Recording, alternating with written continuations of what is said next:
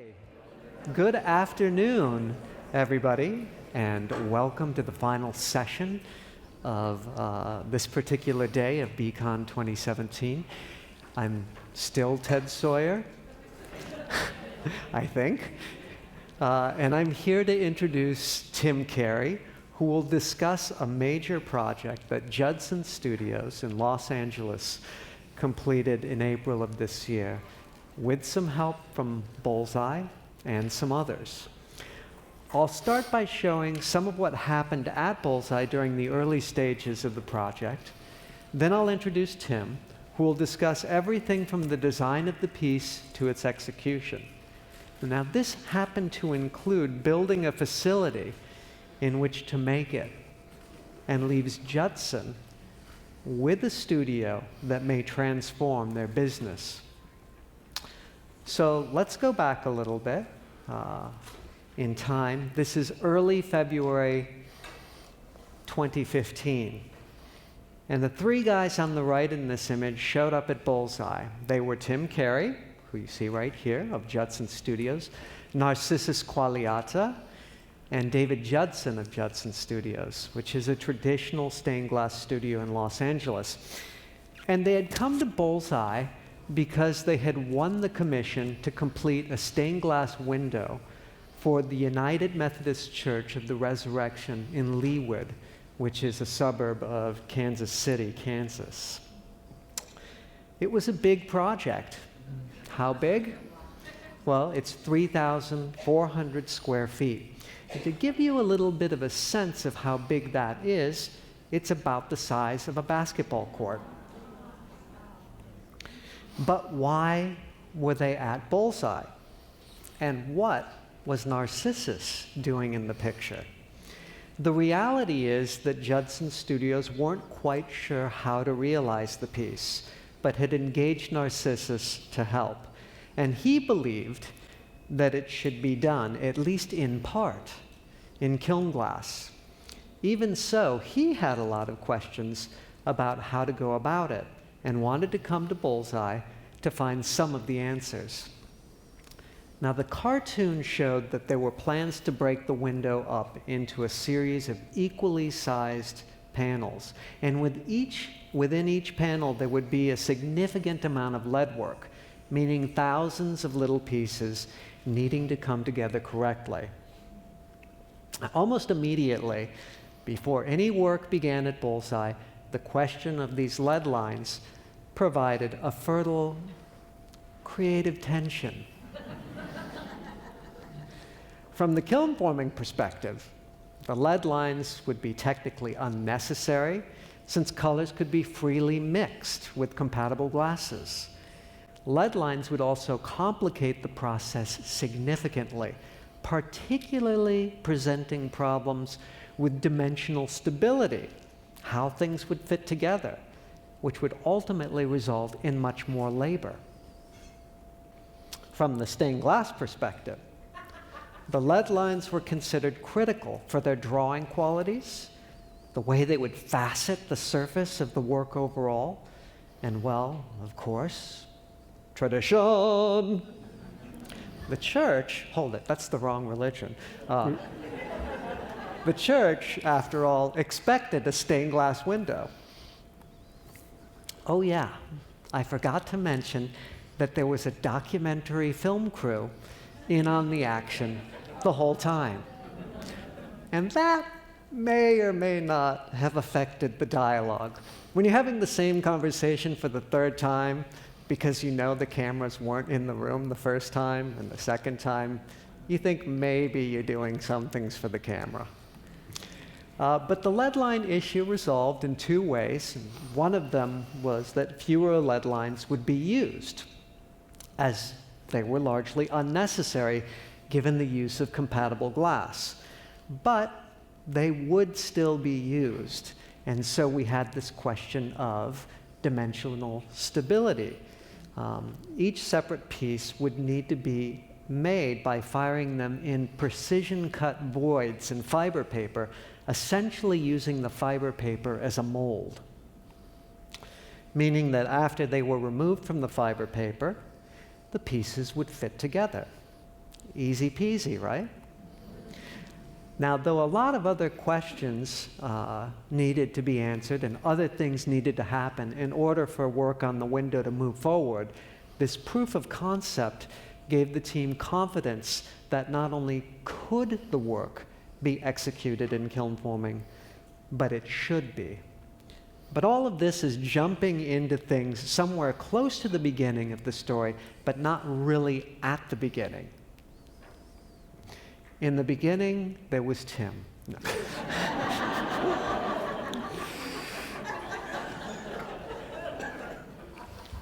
To complete the story, I'd like to introduce you all to Tim Carey.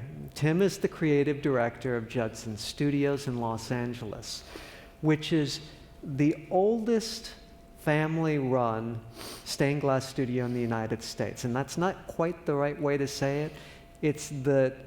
It's the studio that's been run, how would you say that? Anyway, David Judson's the 5th generation to run the studio.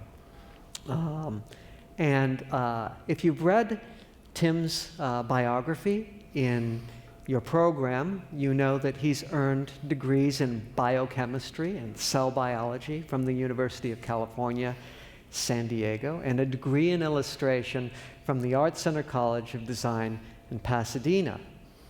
Tim created the design that won Judson Studios this commission. He then needed to find a way to execute it and help create a studio in which to do so.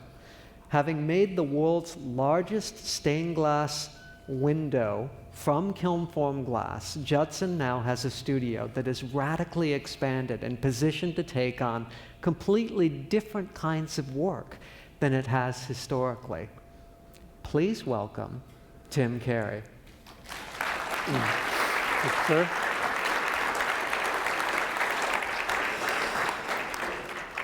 Thanks, Ted. Thanks for mentioning that biochemistry degree. That does nothing for me right now. And thanks for not mentioning the 2.9 GPA that went along with it. But I'm grateful for that because I probably wouldn't be here if I was doing well in biochemistry. So anyway, thank you guys. Thanks for having me. It's good to be here. Let's see if I can figure out a way to work this machine. Okay, I do that. Okay, I don't have a lot of time here. I was lobbying for happy hour to be included in my talk, but they said no, so I'm going to try to go quickly here. I have a lot of slides, but I'm going to try to go fast. So just say hurry up if it feels like I'm dragging on. Hurry up. So this is a collaboration. This project was a huge collaboration between a lot of different people. So my mom would be proud because I went to the dictionary. She used to always make me use the dictionary definitions when I would write a book report. So she would say, Webster's dictionary says the definition of collaborate. So I did it again. I couldn't believe it, but I guess it's just natural. But why I did it is because I liked the second definition. The first one says to work one with another, cooperate as on a literary work. Makes sense, they collaborated on a novel. But this one, to cooperate usually willingly with an enemy nation, especially with an enemy occupying one's country. He collaborated with the Nazis during World War II. I mean, that's an extreme jump. I had never seen that before.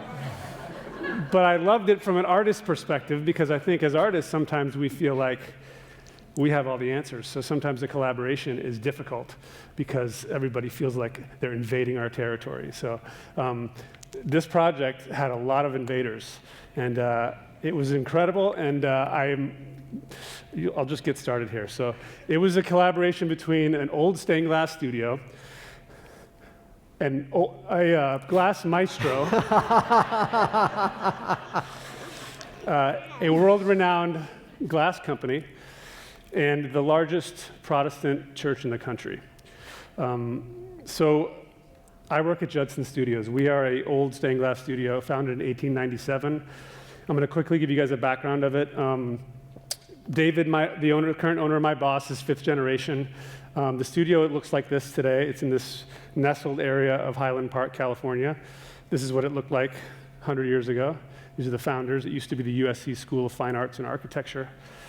And the kind of work we did was just as you'd expect, traditional stained glass, lead and colored glass and paint. So some early works.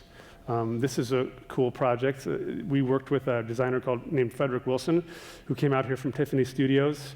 in the 20s to bring the Tiffany aesthetic to our studio. So we did a lot of this opalescent style glass, not only in churches, but in craftsman homes. We worked with Frank Lloyd Wright in the 20s. We still do a lot of Frank Lloyd Wright projects and restoration. A lot of those projects are kind of coming due for reletting. But this is faceted glass window at the Air Force Academy. Dal de Verre, which looks incredible at night. I've never actually been there, but I've seen a lot of pictures, and it's an amazing piece. This is a cool thing that we did in the 90s before I showed up, but it's a fountain that we did at the Burj Al Arab with a design company that wanted colored glass in their fountain. So we figured out a way to use faceted glass and throw it in there and create light and color in a fountain. So this just to show you that we've had a progression, and David, the owner of the company, this is a retirement home, has tried to sort of expand what we do in the sense of we are traditional, everything is leaded for the most part. We get these one-off projects, but for the most part, we do church work and traditional work. This is one of the recent projects that we did in Los Angeles. This was 2,000 square feet of glass, but this is what we do, and this is what I did, and I love doing it. It takes advantage of the ability to draw and paint and design. I love painting on glass. So I felt that I was in the right place doing the right thing until December of 2014, where I was still in the right place doing the right thing. But we got a phone call from a guy named John Justice, who's the architect for HGA, which is a firm in Minneapolis. Can I get those water, Ted? And he called to ask me, he said, how large can you make a single stained glass panel? I said, well, 4 by 5 feet, about the most I'd ever do it. He goes, okay, because we have a project that's 4,000 square feet. And so we want to know how big each panel can be. And he goes, and we had a quick conversation. I was kind of deer in the headlights on that phone call, but we, about a month later, got a package, the RFQ, that gave us all the information about what they wanted. And this was in the RFQ, these initial designs that showed this massive window at the back of a church. So it was huge. We knew it was huge. We knew that we had to do everything that we could to try to get this project. They had invited, I think, 12 firms to bid on it. They started with 60. They narrowed it down to 12. It was a long process. I think it was 4 months it took. This was another image that they sent us, not showing us the design they wanted, but just showing us the concept of the room. So we went through that process, and it was back and forth, a couple of trips out there, an interview, and we ended up getting the job with this design. So this is what I designed over the course of about 6 weeks. It's based on the story that they provided, which is the 3 gardens of the Bible: the Garden of Eden, the Garden of Resurrection in the center, and the Garden of New Creation from the book of Revelation. And so everything else was kind of up to interpretation. They wanted the risen Christ in the center, and they wanted something showing the sweep of the biblical story or the history of the Old Testament and the New Testament. A lot of that was up for kind of debate, but the main thing was the trees and the figure. So they liked this design. They selected us, but it was probationary. They wanted it to be more colorful. They wanted it to be brighter. You know, the windows in the front of the church, and you know, they wanted it to be something different than a typical stained glass window. So we went, I would say, back and forth for 4 to 5 months, from May of that year to October, just developing the design, developing it, going, you know, lots of phone conversations with the pastor. Every time I talked to him, it was always, Tim, please, whatever you do, it can't be cheesy. Just don't make it cheesy. This pastor, every single time I talked to him, would tell me this, and it had me terrified, because I was like, well, sometimes I make stuff cheesy. So I was a little worried, but this is what we ended up with. This was the design. And it took us, like I said, 4 months. And I wasn't thinking a lot when I did the design, in the sense that I was just doing what they asked for. Could you add some color? Could you make it look a little more impressionistic? It's looking a little too dark. Could you add this figure in? Could you add that figure in?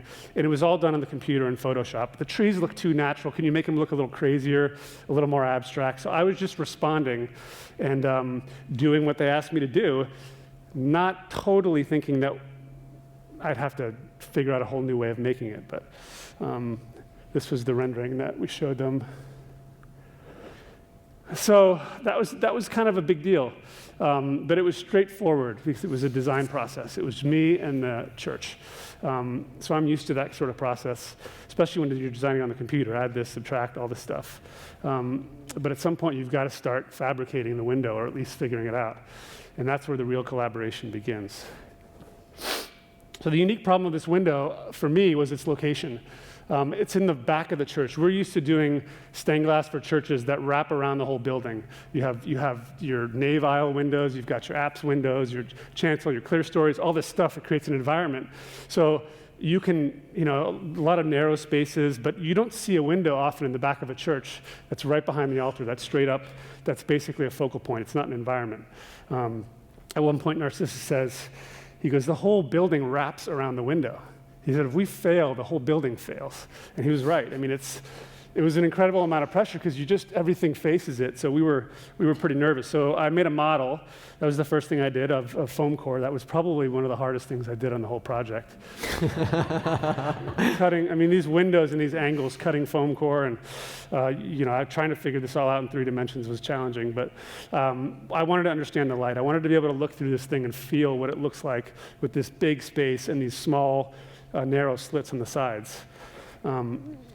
We projected the image on the wall. This was the design. I think David's probably saying something like, how are you going to do this? Look, all that color up there. How are you going to make that? You're going to need a lot more lead lines. We were having a conversation. I remember it very well. We were projecting this image. It was scrolling across the wall at the church, and we were a little afraid because we'd gotten ourselves into a territory that we didn't totally understand what we were going to do. But we figured we would do what you normally do with stained glass, which is you temper it down. You add some paint. You add lead lines, you darken things. There's this sort of natural translation that happens between a design and a window. If you look at old, beautiful old stained glass watercolors, and you look at the finished window, you can see a pretty big difference because you're sort of required to work within your limitations, which to me, I've always enjoyed that because I feel like limitations. There's a quote that I love. It says, I think it's Henry Holiday says, to an artist like a poet, limitations are full of suggestions. So the idea that the lead is not necessarily something that we should try to fight, but we should work with it, was always something that I enjoyed. So that's why the whole lead conversation was a good one for me, because I fought hard for it. So we just did these samples using acid etching and enameling and painting. Some of them came out good, some of them not so good. In essence, though, they did all end up getting sort of toned down and tempered. Here's an acid etch piece. So we were just playing around, for about a month and sort of spinning our wheels going, all right, well, it's just going to have to be what it's going to be, until one day I saw this.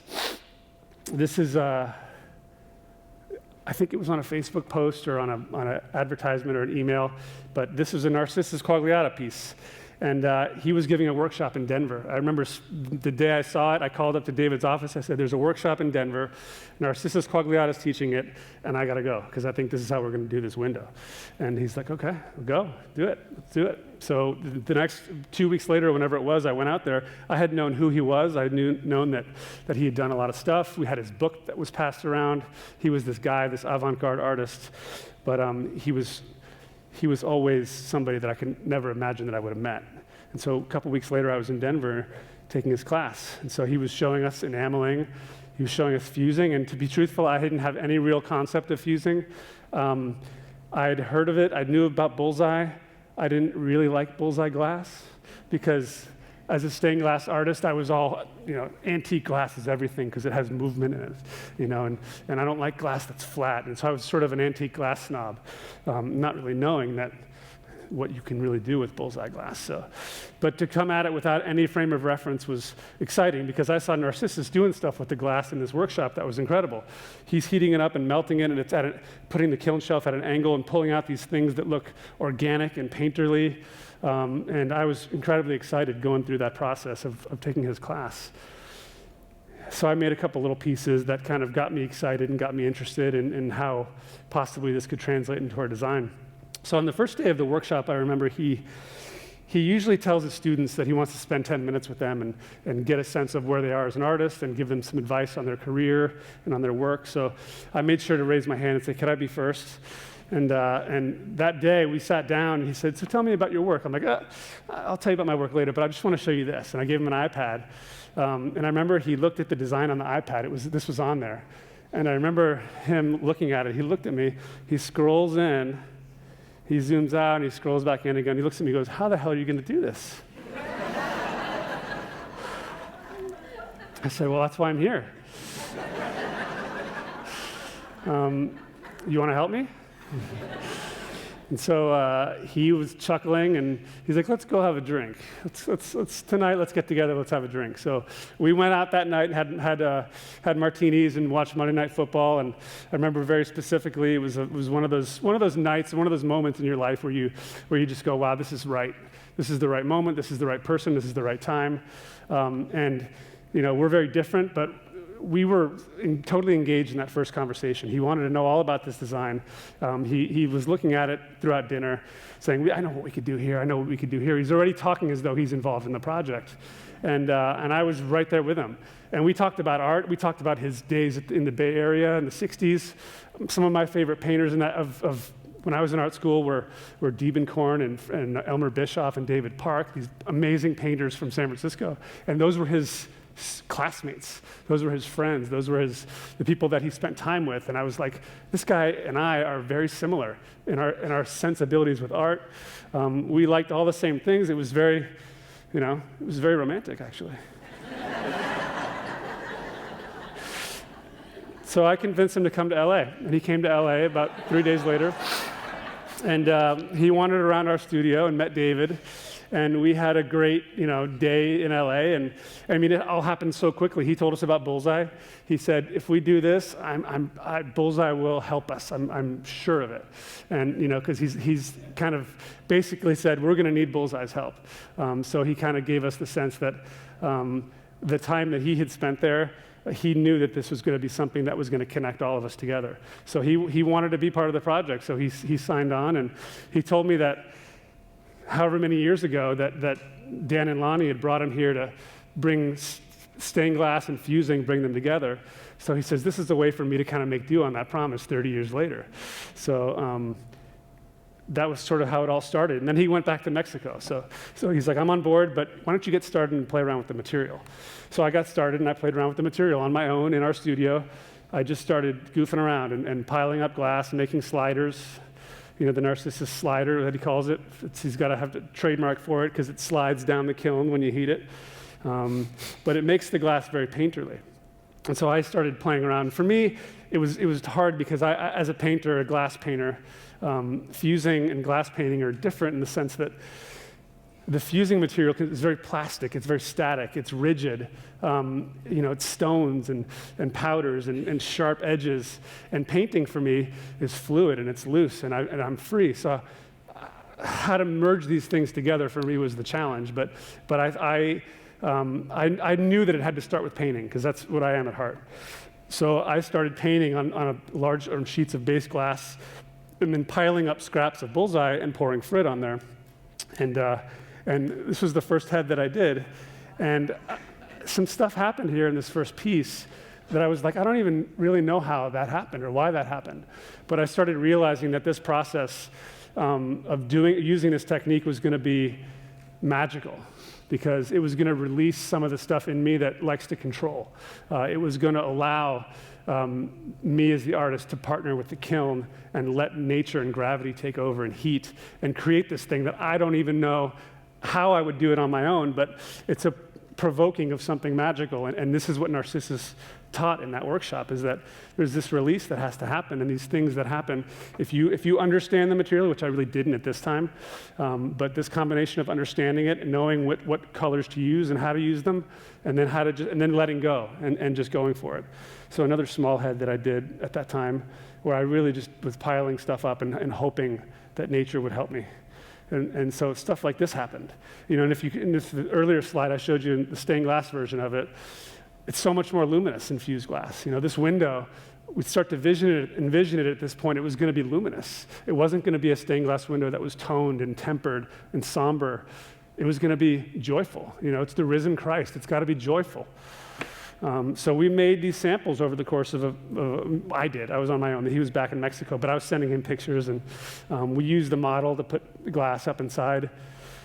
I made a little sketch. I channeled my inner plein air painter. I used to love when one of my favorite painters was Sargent, and I used to go look at all of his sketches.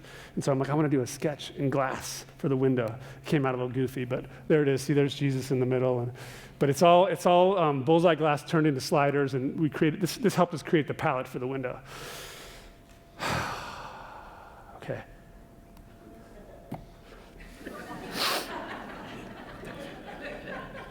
So I've been working on my own now for a month, playing with the material, getting comfortable with the technique. But now we're on the clock. 2 years, 161 panels, 3,400 square feet in a technique that I had just basically learned. So Narcissus came back, and we started working on the window. He looked at me the first day, sat down with this design, and he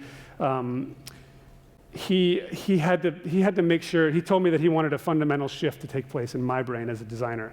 During the design process in stained glass, we make our designs loose. They can be animated, but they get tempered down. He looked at the design and said, all of this loose stuff that you did in Photoshop, all of these crazy strokes and all of these things, we can do them in fusing. You don't have to change them.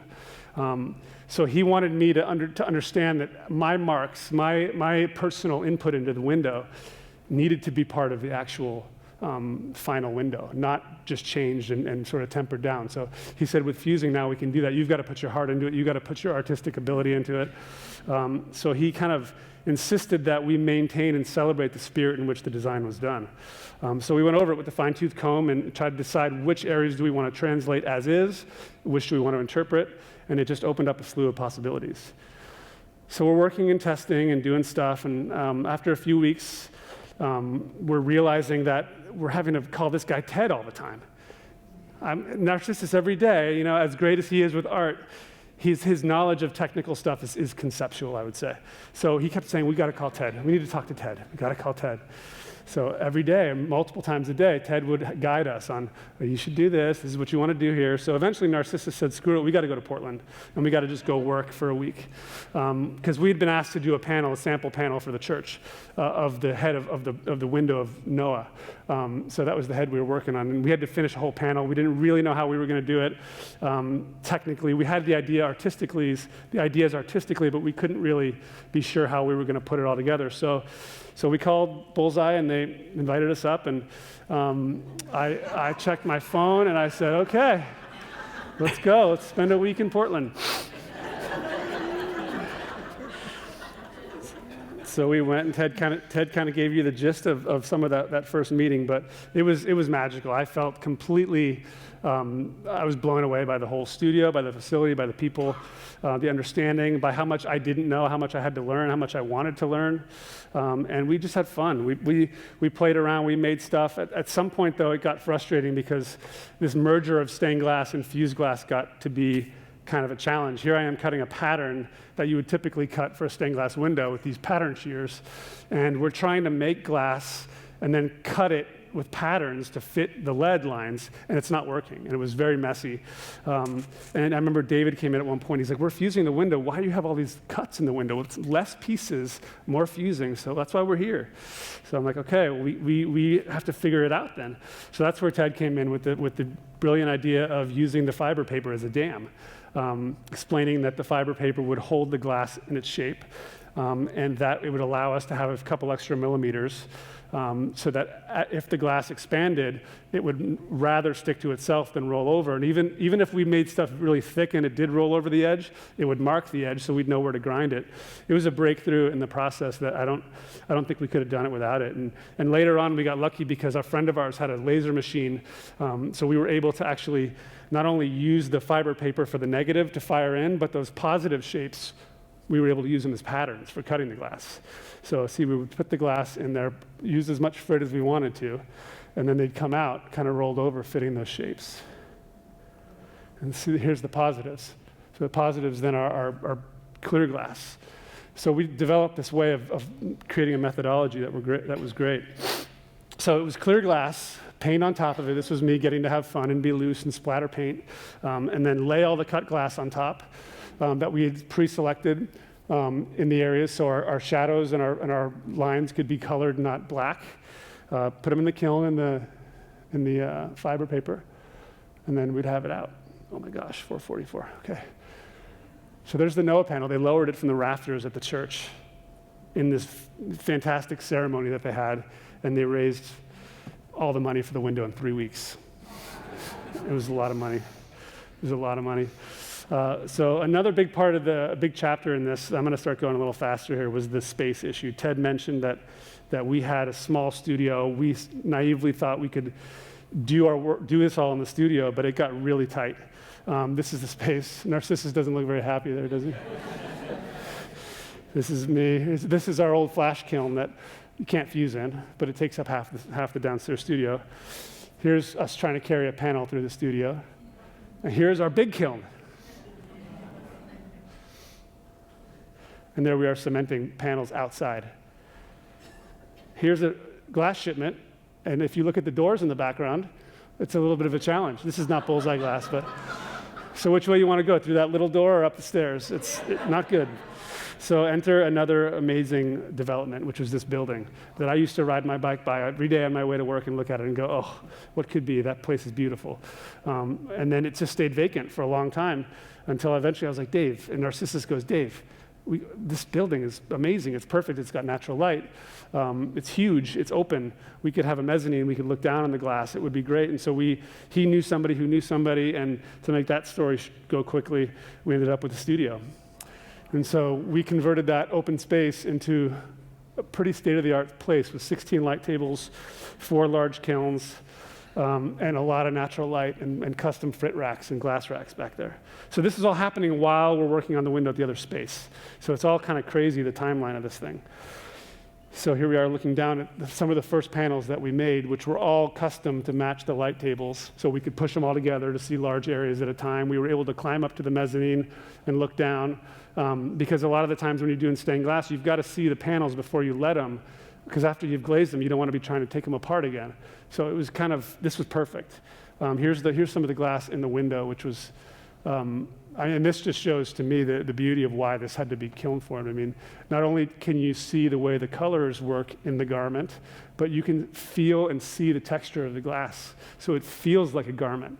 It doesn't just look like one. You've got this rippling effect, and you can see the lead lines and the way they contribute. Faceting in the window in a way that, where a ripple starts, a lead line creates another shape. And, that original intent of stained glass was to be a transparent extension of the architecture. So to me, lead is architectural. It's in a window like this that's expansive, something has to connect it all together, and I think lead does it. It makes it feel like this transparent stone painting, basically. So we've solved all of our major challenges, and now it just becomes a race. We had about 25 to 30 panels done in the first 6 months. And I think, in the first year, and then in the last 6 months, we did 140 panels. So we had to do it, and we had a lot of late nights. We worked really hard. I'm going to fly through these last slides, because this is just kind of the eye candy of us working together. Narcissus doing crazy stuff in the kiln, just taking piles of glass. We're going to do plants today. Pull some stringer, and then the next day it comes out.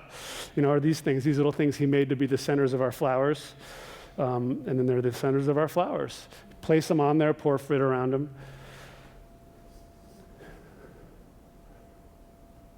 And a little bit more about the process, just getting loose with the paint in the foliage area, pre-making all this stuff. He was a big fan of making all these materials ahead of time.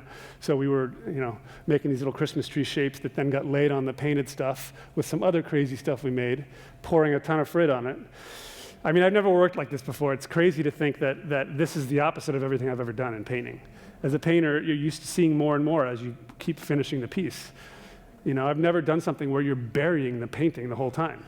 It's basically, in essence, by the time you're done, you've got a giant pile of sand that you're like, what the fuck did I do? You got to carry it and put it in the kiln. Every day we did that, and every morning was like Christmas, because we would come up with the stuff that would come out, and it was Narcissus really the engine behind it to kind of give me the courage and the confidence to step into it and to just trust my instincts and to trust his knowledge. The head of Christ was quite an endeavor too. This was all pre-made glass as well. So these are pieces that were pre-made in the kiln as sliders, and then painting was done first. So this is an example of a slider about this big. And then we would cut these up as a mosaic and slowly build this head. It took us 6 weeks. Little tiny pieces that all had little mini transitions in them, like a mosaic. And then we would deal with the seams by pouring a little bit of frit in there and letting them melt together. So that's after firing. You can see some of the amazing things that happen, even unknowingly on the second or third firing. Reactions would happen that would give that face its incredible texture. I wanted the face of Christ to feel like it had a life, and it had some actual energy behind it. Here's the hands. There it is in the window. Nighttime. And by the way, our neighbors are pretty cool at the studio there. We got Bullseye next door to us, which is great. Here's Narcissus making a galaxy. He's drawn it on the blanket, and then it turns into that. So I'm just going to kind of blow through some of these. There's a lot of imagery here, but a brushstroke that was brown in the design that turned into 4 colors on the stroke, which to me is the essence of why we did this. In traditional stained glass, it would have been a brushstroke. Here, there's 1234 and carnelian and amber reacting and 1442 number 3, and I mean it's all coming together, in this amazing. And then here, like he said in the beginning, he sat me down and said, these strokes can be in the window. They're in the window. And it makes it alive, and it gives it a lot of energy. This is towards the end here as we're finishing things up. I'm going to just go through some of these. I don't have time to get into the trees, but we copied the trees as is too with a lot of crazy effects. Here's our installation happening. We had to crane these things up and lift them up one by one into the space. 120 pounds each panel. So there's about 16,000 pounds of Bullseye glass up in this window. There we are standing next to it. And Narcissus, you guys all know him, and I got to say that he's an amazing man for you guys, for those of you who don't. He is an absolute treasure, and I know that all the Bullseye folks know that, but I had an incredible experience with him. He couldn't have been more giving of his time, of his talent, of everything that I needed as a younger artist, an inexperienced artist. He poured everything that he knew into me. So he's just incredible. So there's the finished window. Here you can kind of see again some of that ripply effect of the halo up there. So I'm going to end here, but before I end, I want to thank Bullseye, Ted, Dan, and Lonnie. I don't see you guys. Jim. Where's Devin? Is Devin here? I tortured Devin for a year. It was a rough year last year for all of us, and I think that there's no way that I could have expected you guys to step up the way you did for us and for this community. These people, you were there. The joy that they have with this window, it's completely a result of all of this coming together. And you guys were amazing. And so just from the bottom of my heart, thank you very much for helping us do this. Thanks.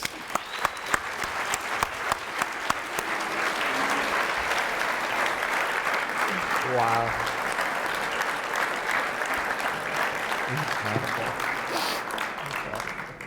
So, all right. So we have 6 minutes and 14 seconds.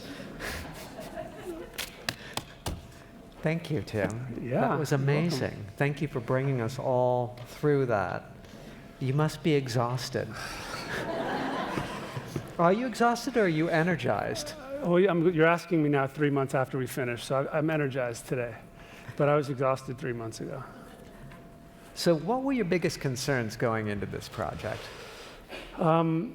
Just not screwing it up. That's always my biggest concern with my work, is just not messing it up. Because the people who are commissioning any work like this, any stained glass window, maybe for me it's the 50th or 100th one I've done, but for them it's the one that they want right now, and it's everything to them. So not disappointing the people is always my number one goal. When did you know you hadn't screwed it up? When we installed the first 50 panels last September, and we walked in and I saw it, and it was like we didn't screw it up. That was my first thought. And what were you most worried about screwing up? The light. Yeah, I would say it's the light. You know, the issue with this location of the window is that if you're sitting in church and you have a giant window in front of you and it's too bright, it kind of ruins the experience of a worshiper if you're just like, if it's uncomfortable.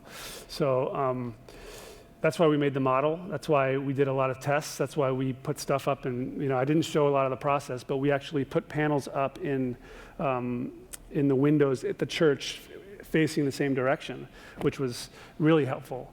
And you know, working in a new medium obviously was completely an unknown for me as to how dark to go, with how heavy to go with the paint, how much frit to put on, and so the light was the most important thing.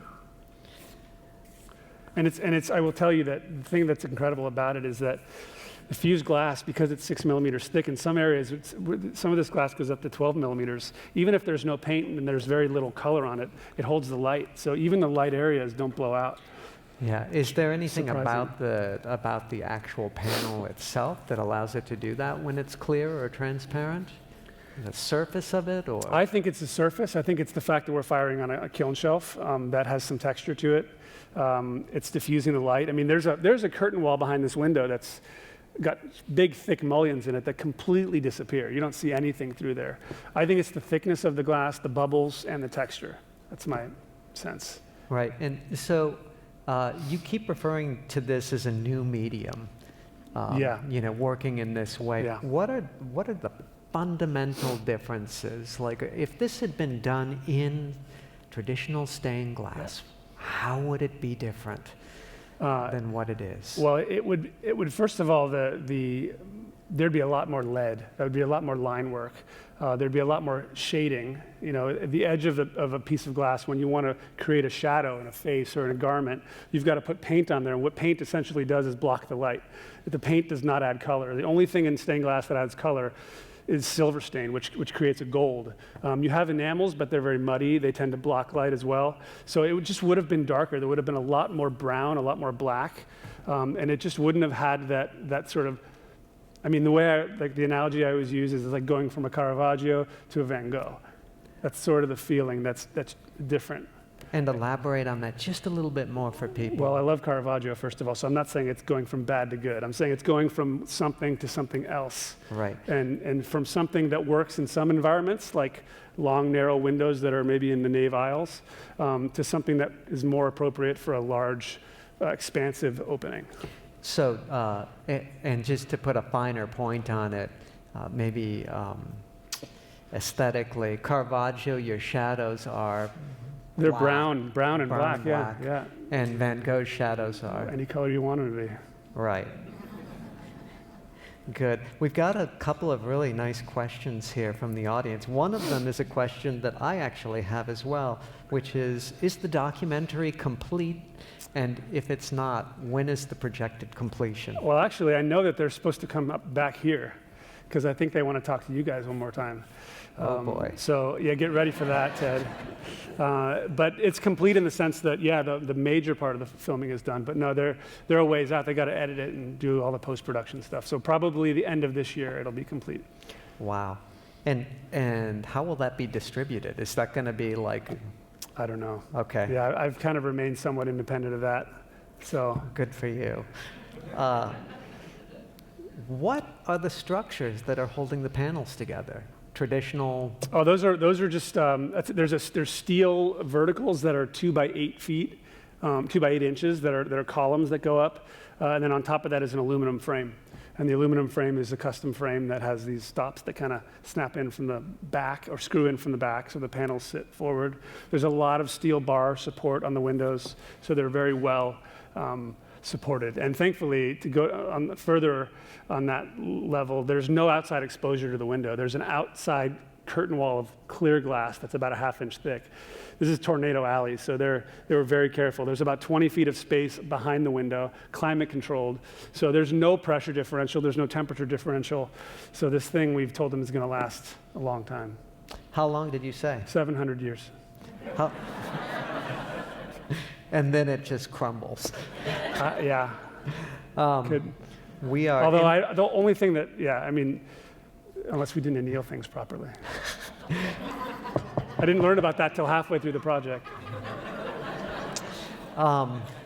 Let's see. Oh gosh, I just had another question for you. It was along those lines. Let's see. What was the budget? Whose budget? What was your budget? What was the price of the window? Window. I guess I'm allowed to say this. I don't know. Why would I not be? It was just 3.7 million. 3.7 million. For the window, yeah. Wow. All right. You're going to ask me how many starving children could be fed with that money?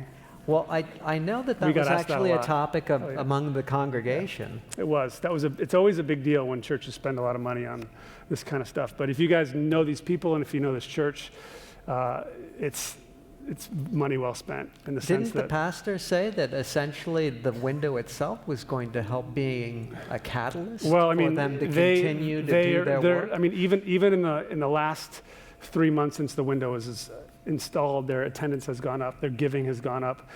They've projected out that in 100 years they'll be able to give $1 billion more to charity, give $1 billion more away than they would in 100 years. Yeah, he's got a whole business plan behind this project, this church, the window.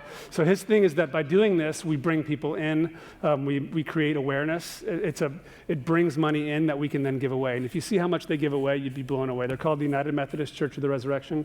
Look them up. They're in Leawood, Kansas, and they're some of the most amazing people you've ever met. What they do for their community, what they do for the world.